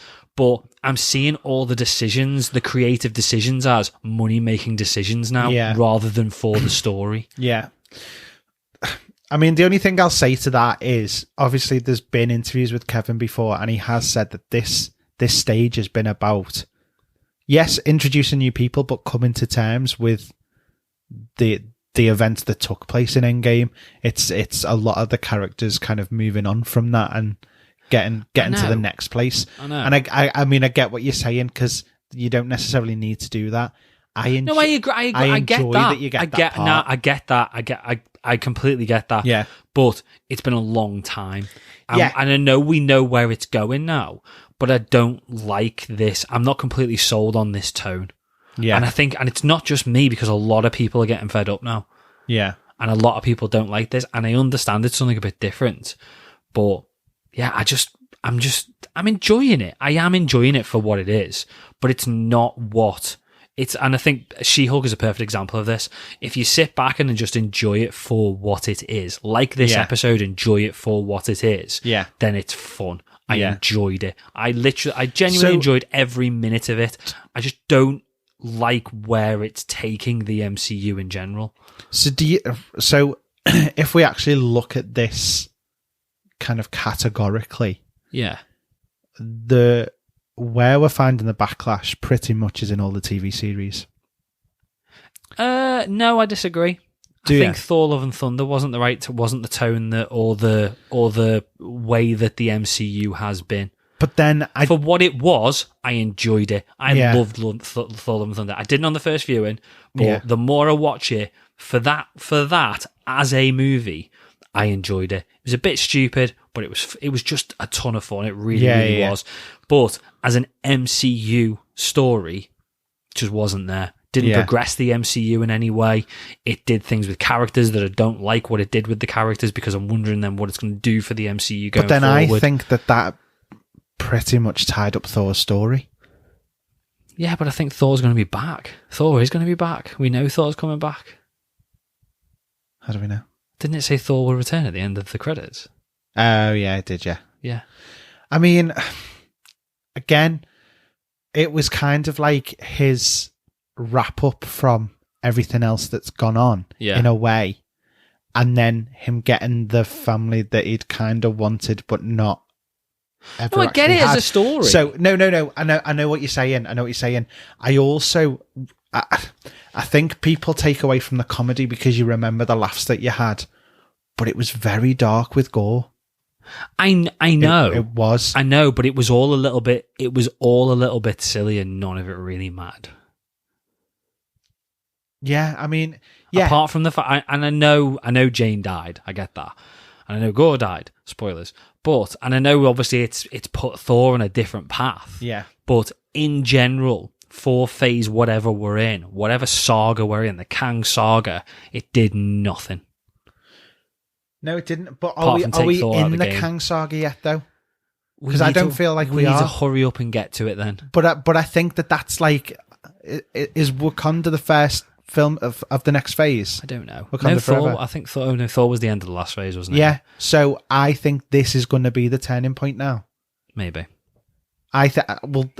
From what we've been told, I mean, Wakanda Forever is going to be kind of that turning point, in that there's still an element of the end, like what's been lost. Yeah, I know. And now it's about what's coming together and what's starting next.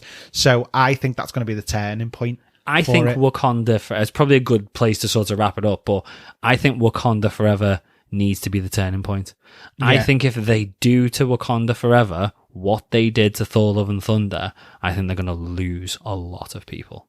Yeah, and they won't lose me because I do a podcast. But if I come away from it, I don't think they're going to do that, because don't forget, Taika Waititi's version of directing is very different to most other people's. Yeah, I know. And so I don't think we're going to get anywhere near the same type of thing that we got with Thor. No, I don't. I will hope not. All the adverts that we've seen, all the trailers that we've seen for Wakanda Forever so far, seem to be a very, very different tone to what we've had for quite some time. If I'm totally honest, the trailers for Thor: Love and Thunder were a very different tone to what you got.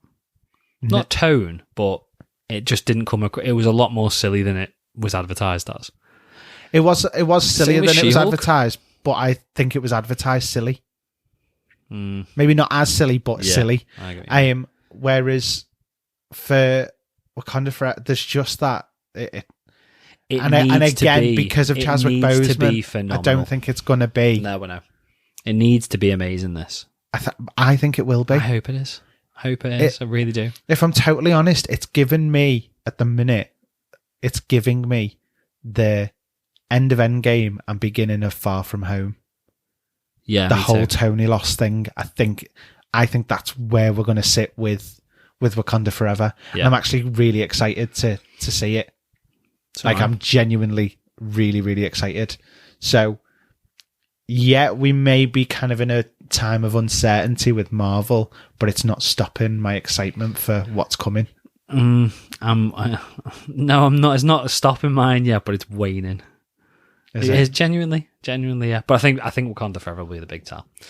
Should we? I feel like we've gone off on a massive tangent. But it's good because let us know, though, listeners. Yeah. For next week, let us know what because it's a good point to ask, isn't it? Yeah. What are your thoughts on the MCU at the moment, then?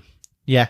After not just off She-Hulk, but what are your thoughts on the where entire it's going? universe? We're talking about kind of where it's going, where it is right now. Are you happy, or do you or are you starting? It's good to know because our opinions are a little bit different. It's not too different, but it'd be good to know kind of what other people's general feelings are. Definitely. I'd say, I keep speaking to one of my mates at the moment, and he constantly says, "I'm just a bit bored now." And that's why I think they're taking those risks to do something a bit different. It's not working. But there's going to be a bit of Marmite in there. There's going to be a bit of a love-hate to that. Yeah. No, I get so are they doing it because they want to see what works and what doesn't? And are they using the TV shows to try and test that? Like with Werewolf because by it's Night? cheaper overall? Maybe. Or are they doing it so that we miss the movie, so that when the movies come back out, it builds up that hype and the excitement all over again for it? Maybe that's the plan. I don't know. We'll know when we see Wakanda Forever. Yeah. Should we see what listeners think then? Should we do Pod Fans Assemble? Yes.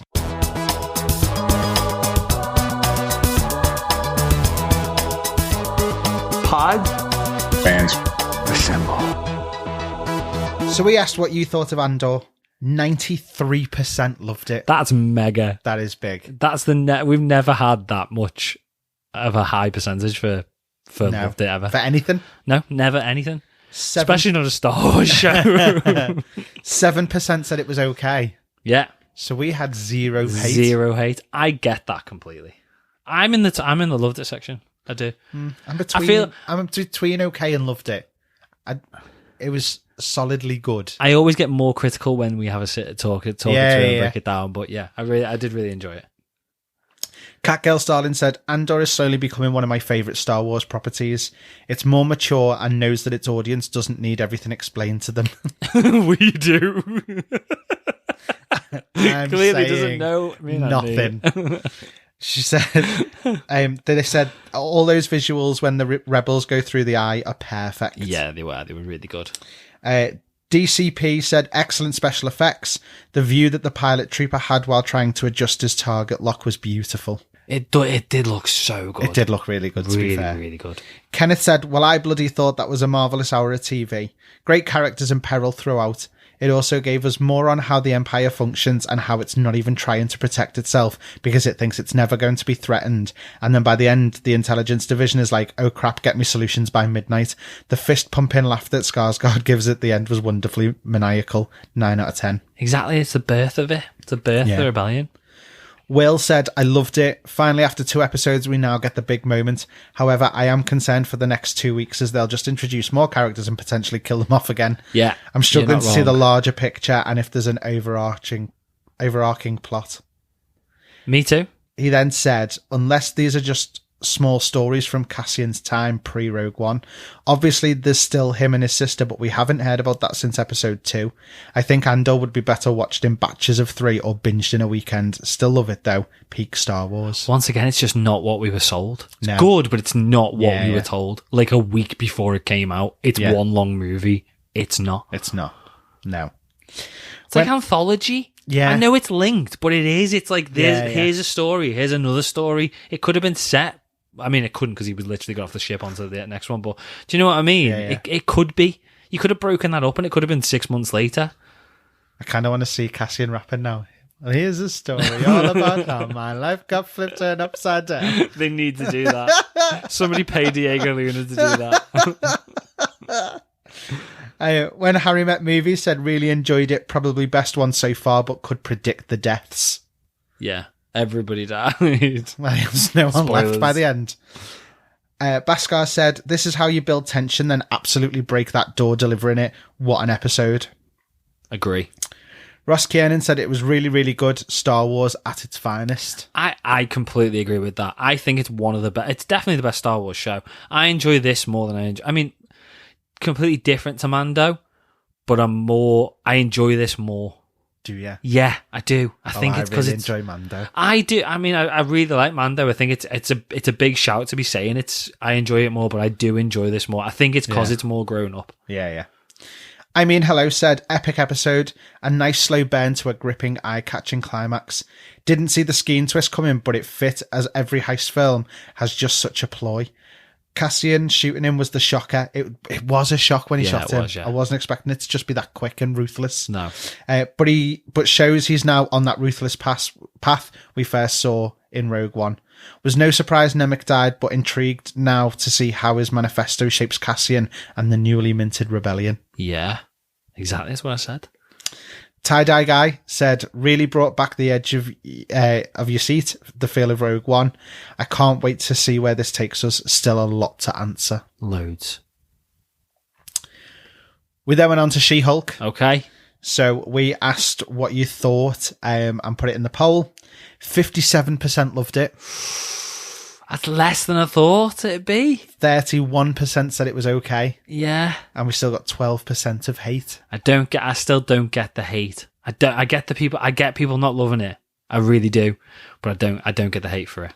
I think, again, now that, I mean, this is blatant trolling to us. And I don't know whether some people will get offended by that. Yeah, I suppose I could see that. I mean, I just found it very funny. Yeah. But I'm not one of the ones that was getting pissed off by it, so... I think there were traits of everybody in there. Yeah, 100%. Completely. 100%.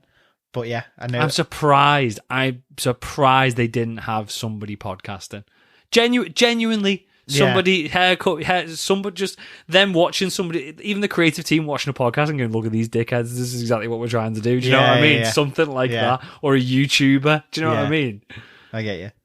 Steve Future said, best finale. I love how Marvel is making fun of itself. Hope they do more of it. Yeah. No, I agree. No, you don't. Don't even lie. I agree with the fact that I like the fact that they're self-aware. Yeah. We're going to get back into this huge debate. I like the fact that they're self-aware, and I like the fact that they've made fun of themselves. Yeah. But I also kind of see it as it's okay that we're shit at the moment because we know we are, and it's like that's not an excuse. Get better. Do you know what I mean? Yeah. I just worry that they're using it purely as an excuse, and it's like it's okay that you're not enjoying it. You should. It's like. It's like they. No, I get what you mean. That was our plan all along. We've been designing this for the past 4 years so that you don't enjoy it. Ha ha ha! That was all this. Do you know what I mean? It's like it's just not just. Do it better and you wouldn't have to do this. Well, part of me is thinking, is it this whole thing with the way Twitter's going at the minute? Twitter loves absolutely everything, then looks back on it 6 months later and was like, that was shit. Definitely. Because that's a big thing at the minute. So a Marvel kind of like playing on that being that they did genuinely think that they were bringing out really good stuff. And then 6 months later they're going, hang on, could have been better. Do you know what I mean? And I don't know whether it's kind of that rather than them saying, we know we're shit and we're continuing to be shit. Because again, She-Hulk, yes, it's not people's favourite. However, it's not like anything they've done before. Even on Deadpool's level, it's not like anything they've done before. So I get it, but I don't get it. Do you know what I mean? I know. But then now I'm looking back and I don't think anything has been shit. No. I don't think anything's been... I mean, right, No Way Home. I still think No Way Home is amazing. I can't tell you everything's been perfect because it hasn't. No. By any means. There's not been anything as good since Endgame as any of the best films in the first Infinity Saga. There's just nothing been at that. No. And don't remember, not all the films in the Infinity Saga were great, were brilliant. Do you know what I mean? Look at Thor: The Dark World. Yeah. But nothing. I'll go to that. Nothing has been mega. Yeah. No Way Home got close. I think a lot of that was down to nostalgia. Yeah, but I still really, really enjoyed it. Yeah, I think it too. was still great. Yeah. Not TV series, any of the movies, nothing has been on the level of the top grade of the Infinity Saga so far. And I hope Wakanda Forever does that. Yeah, so do I. I'm not convinced. But I really, really want it to. I really do. Yeah. So Jake Smith said, not bad. Fair play. Okay. Fair. Fair enough. Keep it simple. Vingadores Brazil said, it's a great finale. We already knew that breaking the fourth wall was a constant thing, but even so, it manages to catch us off guard, and it turned out to be a very nice surprise. And she gave us what we wanted. X-Men, Daredevil, and Hulk movie. Yes. What could you want more? I do. When you think about it, she actually said X-Men. Yes. Do you know what I mean? It's like, it's bigger than they even appreciated at the time. And they've said like little things like that, but they've not She said just looked and X-Men. went, when are we getting the X-Men? Wink Yeah. at the camera. Do you know what I mean? It was brilliant. It was good. so good. Then Samuel Adams just said, I still don't know what I just watched. I get that as well. Yeah. I mean, I was a bit like that at first, to be fair. When Harry Met Movies said, what an intro as well. So clever. The intro It was a brilliant. very clever intro. Yes, it was. It was good. Tying into something from 50 years ago. Yeah. Like, it's just I did really brilliant. appreciate the intro. Catgirl Starlin said, holy shit, that season finale was amazing. I can't pick a favourite moment. My jaw was on the floor for the entire episode. From that awesome throwback intro to the family dinner with Matt Murdock, Hulk and Scar. I can't wait to see where all this leads to and what it means for the future of the MCU.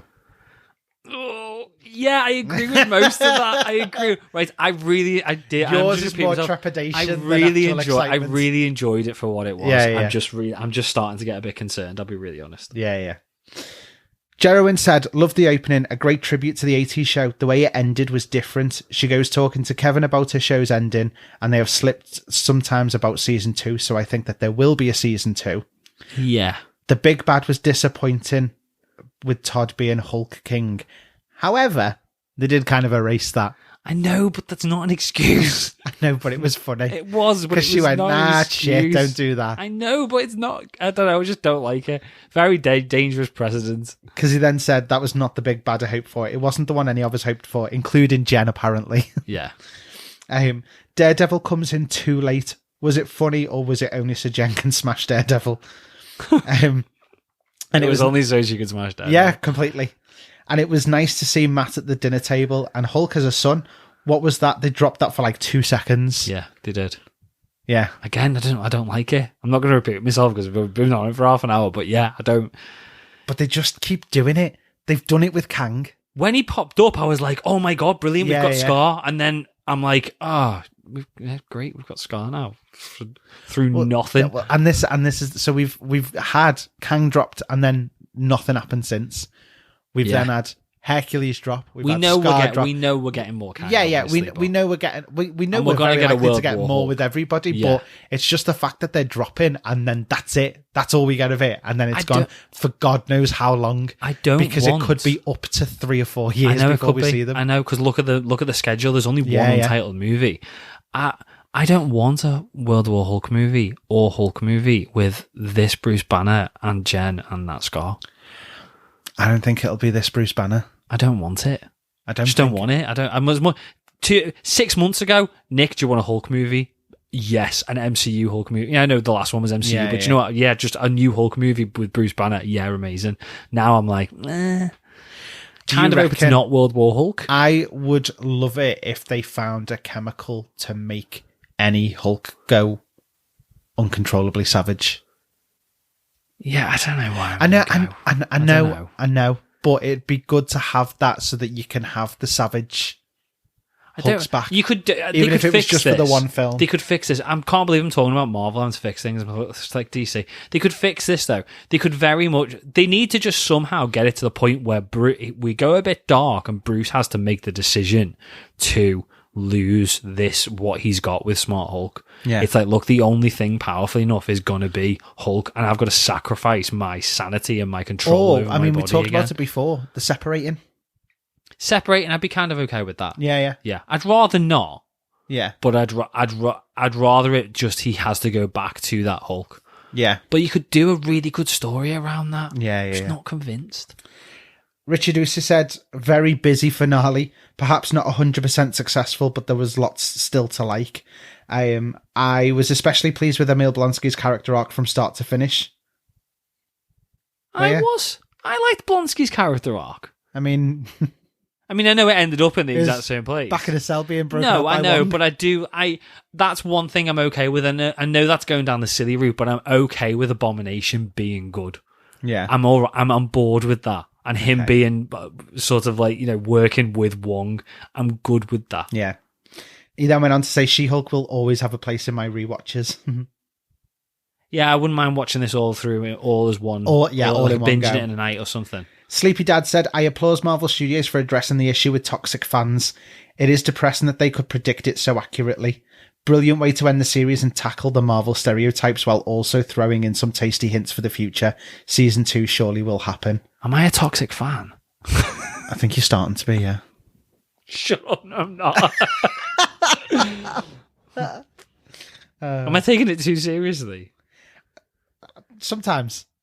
No, I know, but I get I am a little bit, but that's just what it's just not.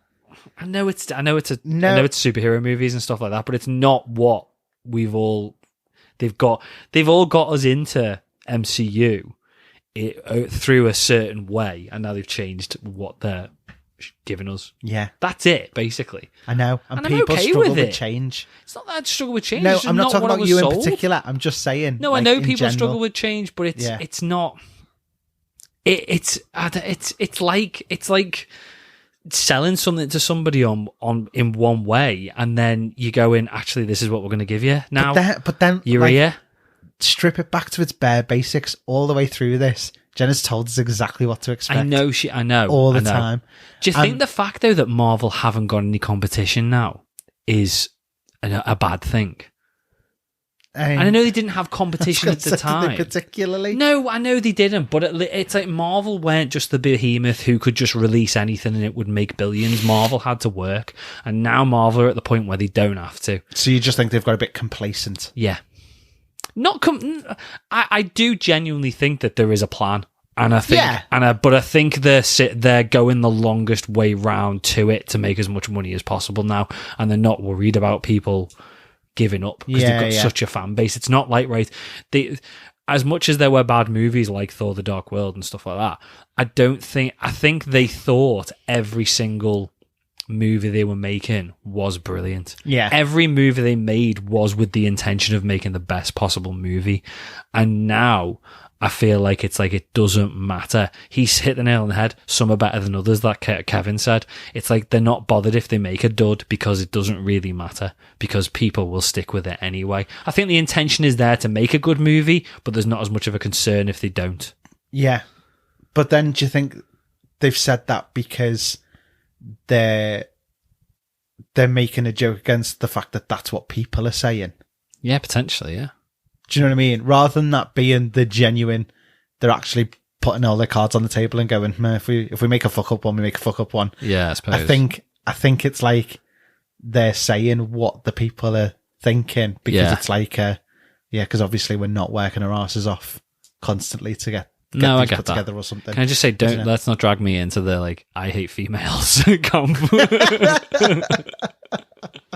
I'm not one of them toxic fans. I'm not. Don't look at me like that. Nick's like Brad Pitt in the Rachel Green Club. Totally Rad Christmas said, very meta. As quirky as Bound's Run, but not quite as charming. I'd give it a solid B, maybe a B+. Okay, fair play. What is my username? Commented, love the chaos, amazing. Generally thought my TV broke though. I think we all did for a second. Even if it was for a split second, I think we all went, I knew it was coming and I still was like, what's going on? Mrs. Christensen said it was awful. Okay. I loved the way it was going, but now it's messed up. Best thing, Daredevil, of course. I'm hulking because they did allow She-Hulk. Epic finale. Sheldon Pink said, I'm literally pissing myself at the thought of all those people not watching this show they hate so much, having a massive rage meltdown at this finale. Twitter should be fun. I really enjoyed it. It was so in keeping with some of the past comic stylings and the tone of the show in general. Some of us fans and not fans worked a Mephisto scenario on this and wanted it to be a tie-in connected story, but it didn't need to be. From the outset, it was a Jen's journey. Light-hearted fun, comedy, and I liked the way they swerved away from the big teased ending with the D+ menu and the KVIN bit. Silly as fuck, but fun. Daredevil just dropping into the scene from literally nowhere was class. I'm sad that I didn't get it the first or second time round and you had to tell me, but I get that now. However, I am interested to see whether the Scar intro will lead to anything, and if Blonsky's move to Kamartaj gets fleshed out in other projects. I'm dying, and I've rambled long enough. P.S. Wayne's World vibes. Yeah, definitely got Wayne's World vibes. Do you reckon then the with Kamartaj and stuff like that? Yeah. Do you reckon that could be something that's involved with Shang-Chi too? Potentially. Maybe. I don't know. We still don't know about the bracelets. I don't know. I don't know. And the thing. How the hell do the Eternals? How does the end of the Eternals factor into anything? A massive Celestial came down and took the Eternals, took a couple of the Eternals away. I don't know. I'm so confused. I know. Bargain bin Harley Quinn. Amazing. Said, we smash things, buildings, fourth walls, and occasionally Matt Murdock. I love Jen Walters. That was good. She is a brilliant character. She is. That's the one thing you can't disagree with. I'm not going to disagree. She is I'm not saying you. I'm just saying in general. For what this show is. Stop getting so defensive. I feel like it's going to start calling me Todd. It was brilliant for what it was. I agree. Yeah. And she's played that character very, very well. It's really good. When she broke the menu, I absolutely lost it. Truly loved the actual ending. Our girl deserves to be this happy. I'm about to rewatch it. That was outstanding. She also then said, oh, and when she asked KVIN about the X-Men for us, ha, thanks, Jen, you got our backs. Yeah. Jules said, loved it. Spooky for Real said, I still don't know if the finale worked for me at all. Like, introducing Hulk's son in the most lazy way possible and setting up World War Hulk movie wasn't necessary. I'd have been fine if they'd have saved that for the movie, but literally breaking the fourth wall was funny. Kevin, haha. Also, that intro was dope as hell. Legit, so many memories of me watching the Hulk TV show. And Jen questioning Marvel about how they do finales was great, because watching it, I was like, what the hell? This isn't happening right. Haha. So it was a great joke they made. I agree. But I think them introducing him in a lazy way, I think it was on purpose. I do, but I don't like it. No, I know you don't like it, but I still think it was an active choice. Doesn't mean it's okay. Ragnarok said, breaking the D... I keep saying D+, and then I realise that it's Disney+.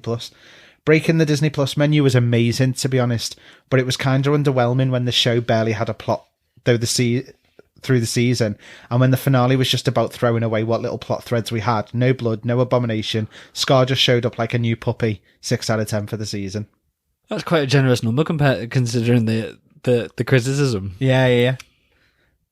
And again, I get it. I do get it, because technically Nothing happened and it was a shit ending. But it was funny. It was funny. I enjoyed and it. It took the piss out of itself, and I just loved it. If I didn't do this podcast, I'd be sat there now going, that was brilliant. I just really enjoyed that. It's only through. It's because we pull stuff apart, I think, as well. That's what we do on the show, isn't it? But when we sat down and started talking about it, my opinion was, that was epic, that was brilliant. And now I'm like, I feel like I just want to go and curl up and cry.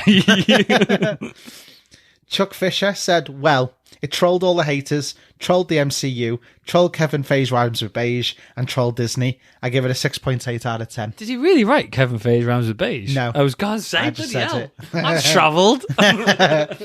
Daredevil being reintroduced in his suit and some action scenes with him were my favourite, but no real direction into where the end credit is taking them. Totally agree. Sorry, yawning. Abhay Marta said, I think it was a good ending. The whole show as an average is mid, but the last 3 episodes were good because they had a bit of emotional depth and character development. The finale was very unexpected but fun. I liked it even though I wanted Intelligentsia to be more than what it is. I get that as well. Yeah, but I think we talked about this the other week. I think from a story perspective, it was good that Intelligentsia wasn't more than it was. Yeah. Don't make them out to be supervillains. These absolute muppets. Do you know what I mean? Yeah. They are just a bunch of idiots. Yeah. So like one of the was talking to Puggy's like, I don't like Lady Thor. I'd feel exactly the same if she was a man. I promise. How many times have you heard that though? Exactly. Yeah. It's just a bunch of idiots. I'd say it if it was a man. I'd say it if he was white. Like, no, you wouldn't. Exactly. That's why you're saying it, you You're just dickhead. dickhead. So I appreciated the fact that we didn't turn them into this. Yeah, and I appreciate the fact that she's like, no, don't turn Todd into a big super Hulk. He's just an idiot. Let me just sue him. quite right. I get that. It didn't.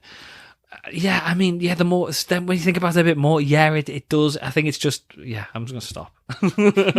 I can't say anymore. Croissant Daily. Can I just say, right before we talk about Croissant Daily's comment, I assumed that this Twitter account was going to be like daily pictures of croissants. I was so disappointed when there weren't any. I literally went straight into Croissant Daily's profile and checked if it was daily pictures of croissants. Ben, 2 out of 10. Do not recommend. Any croissants. There was a lizard, but there was no croissants. Fix it. The show was overall average with a great finale. I enjoy She-Hulk in the comics, and they were pretty true to her character, especially towards the end there. Yeah. Comics-wise, yeah. Dab510 said, it's random, but it's the finale, so I let it. She even mentioned season 2, so I'll wait for that. Yeah. Yeah, okay. And that's I everyone. don't know if I want season 2. Is that everything? Yeah. Is it? Yeah. Because that's a repeat of one that I've already read. Oh, okay. Sound. Yeah, nice one. All right, brilliant. Thanks, everybody. Thanks for getting involved. Cheers, guys. Right, so before we wrap up, let's do patron shout-outs. Thanks to Geeky Nate, Kenneth, Night Spearhead, Richard, Jessica, Avid Gamer, and Sheldon for supporting the show. Patrons get access to our bonus podcast, Into the Podverse, with new episodes every month. This month there's 2 episodes. We did Werewolf by Night last week, as we said. And then next week, we're going to have The New Mutants. Andy's face looks devastated. The New Mutants, that'll be fun, just in time for Halloween and spooky season. Patrons also get discounts off merch and the ability to listen to the show being recorded live every week. If you want to access all that content and support the show, you can head over to patreon.com/thatsuperhero thing or hit the link in the description. Alternatively, if you just want to access episodes of Into the Podverse without the Patreon benefits, you can head over to anchor.fm/thatsuperhero thing, or again hit the link in the description, and that is just $2.99 a month. You can do that straight off Spotify if you listen to us on there. Otherwise, thanks for listening. Don't forget to come back next week for our review of Andor episode 7. No She-Hulk. No. We're done. But we'll have Andor and Black Adam. Black Adam, yeah. Black Adam next week as well. Plus, we'll cover all the latest comic book movie news too. If you don't already, make sure to check out our socials at Twitter, Facebook, and Instagram, and YouTube and TikTok, because we're on there now as well. We do stuff on there sometimes when we remember, and you get all the latest updates on the show on them as well, and calls to action for next week's Podfans Assemble. If you've enjoyed the show, please make sure to follow us on your favourite podcast platform and leave us a rating or review on Apple or Spotify. It helps us out massively. The more subscribers and the more 5-star reviews we get, the higher we go up the chart and the more people can find the show. That's us. I was going to go and watch She-Hulk again now, but now I'm too depressed. I'm going to go and mull over whether we're going to continue with the podcast. Or whether it's just going to turn to that DC thing. Depends how Black Adam goes next week, I suppose. I will murder you. I feel like if Black Adam's half decent, I'm swaying towards it. No, it's not allowed. I refuse. We'll see. Anyway, guys, cheers. Speak to you later. See you later. Bye-bye.